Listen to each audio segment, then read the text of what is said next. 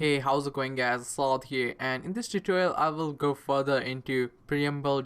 So having already used bundle Preamble.js library for calling and wrapping export at C function, you will know how handy that becomes, right? So in this tutorial, let's take a quick look at some of the other helpful functions provided by Preamble.js, and particularly string conversion function. I'll start with a new C file. Again, just duplicate this import.c as string.c and remove everything from previous lesson, leaving us with the main function and its log message only. Same with index.html. Get rid of this JavaScript function, and while we're here, update the compiled script in JavaScript with toString, which is what we will compile the new C file to be a lesson on a string conversion function. Back to our C code. Now we will create a char pointer called str equals my string variable. Now we will create a function of char pointer getString, which will return the str.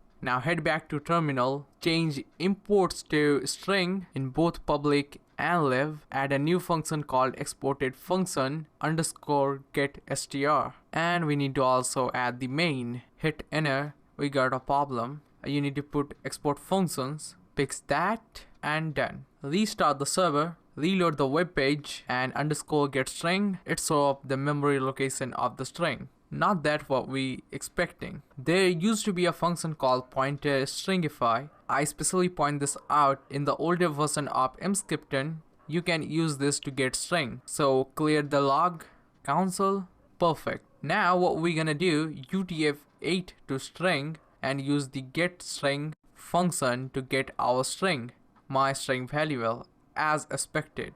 And if you want, you can use UTF-16 to string and throw our function, and you can get some bunch of kanji characters. If we throw UTF-32 to string, we get bunch of symbols. Clear out our console again.